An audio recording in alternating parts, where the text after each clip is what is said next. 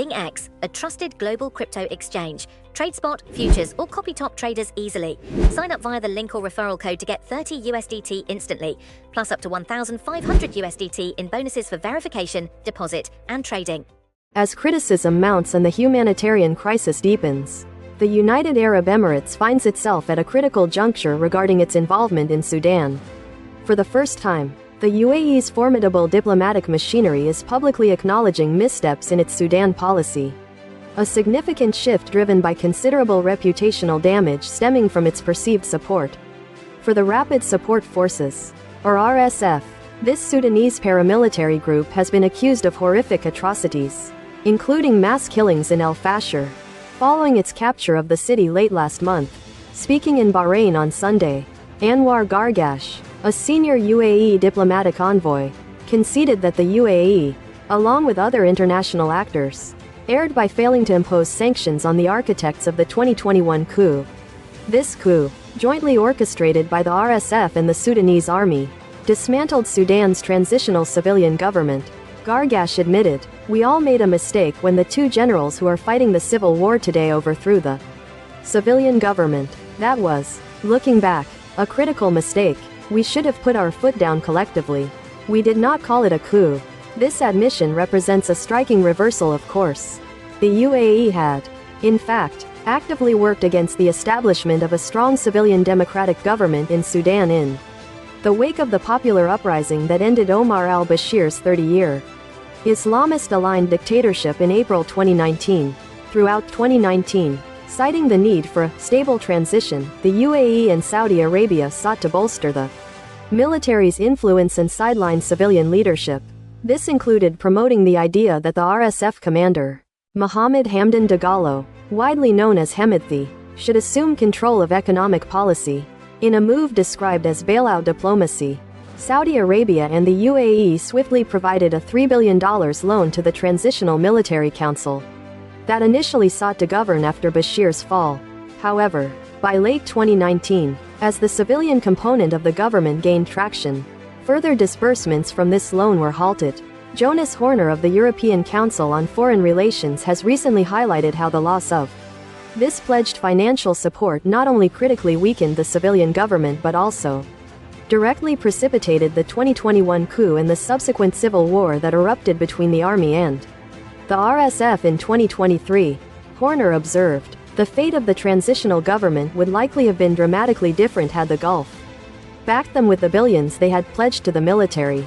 4 years after the coup, Gargash's admission signals that, at least publicly, the UAE acknowledges its Sudan policy has faltered and that distancing itself from the RSF, a force it allegedly nurtured, is now imperative. Evidence compiled by the United Nations, independent experts, and investigative reporters suggests the UAE covertly armed the RSF.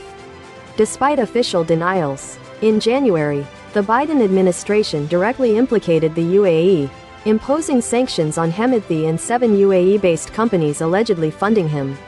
For over 18 months, Sudanese civilian groups had warned that the RSF would commit ethnically targeted mass killings if it seized control of Fasher, the capital of North Darfur.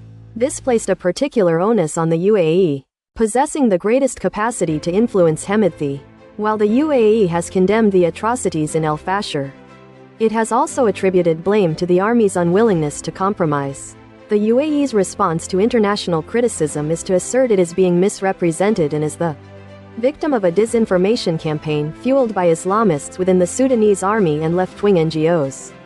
Historically opposed to the Gulf state, the UAE maintains that it desires a return to a civilian-led Sudanese government, asserting that both the RSF and the army have disqualified themselves from shaping Sudan's future.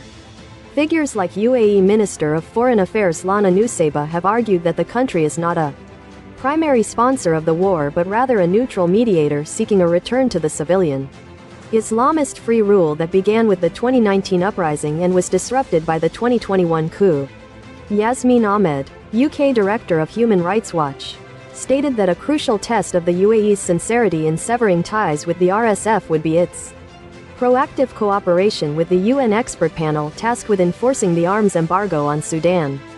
Cameron Hudson, a former chief of staff to successive U.S. special envoys on Sudan, commented, "What we see is a complete and total denial by the UAE authorities they have any role or involvement whatsoever in this conflict. Until we can agree on a basic set of facts about what is happening and who is driving it, it is going to be very difficult to resolve. The future trajectory of events will hinge on whether the UAE perceives the RSF, despite its brutal tactics, as still indispensable to its core objectives in Sudan, securing access to the nation's resources and counteracting the influence of Islamism, particularly the Muslim Brotherhood, which the UAE views as a significant regional security threat. Sudan's abundant natural resources have long attracted Gulf states, including the UAE, which has, for decades, invested heavily in the country. Under presidents like Jafar Nimiri and later Omar al-Bashir, Sudan was envisioned as an agricultural breadbasket and a source of labor for the Arab world. Saudi Arabia and the UAE, in particular, made substantial agricultural investments to ensure food security for their populations. Despite Bashir facing U.S. sanctions, Gulf investment continued. Horner elaborated, "For these young, wealthy monarchies, which import upwards of 80% of all the food they consume, securing access to Sudan's agriculture, livestock and mineral resources is a virtually existential concern."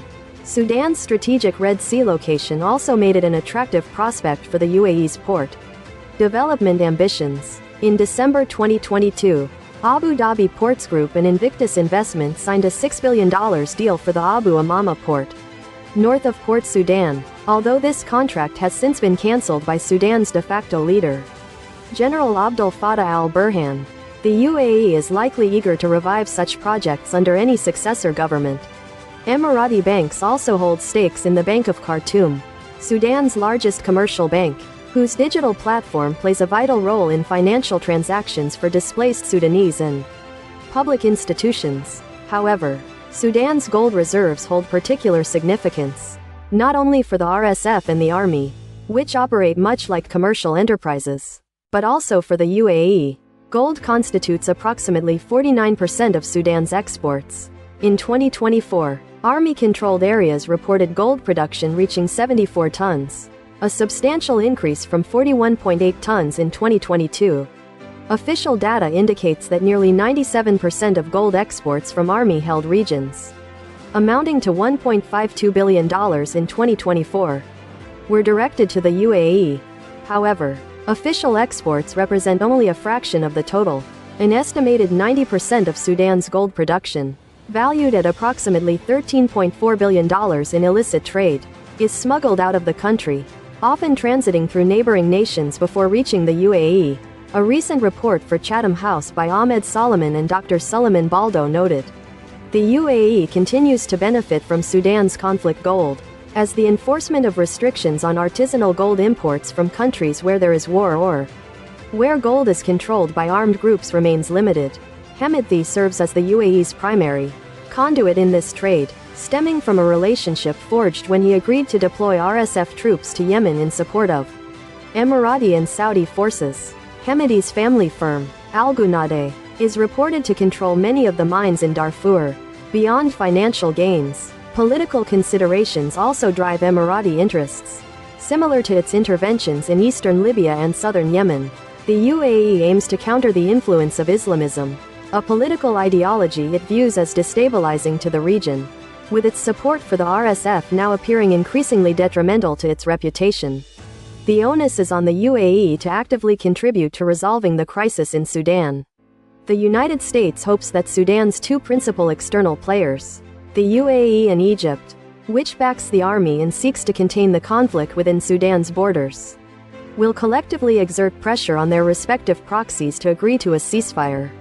A joint statement issued on September 12 by the US, Saudi Arabia, Egypt, and the UAE, collectively known as the Quad, marked a significant development. This statement outlined a pathway towards a 3-month humanitarian truce, leading to a permanent ceasefire, and within 9 months, the establishment of an independent, civilian-led government with broad legitimacy and accountability. The statement emphatically declared, Sudan's future governance is for the Sudanese people to decide through an inclusive and transparent transition process. not controlled by any warring party. Another crucial passage in the joint statement protected UAE interests, asserting, Sudan's future cannot be dictated by violent extremist groups part of, or evidently linked to, the Muslim Brotherhood, whose destabilizing influence has fueled violence and instability across the region. While discussions on these proposals are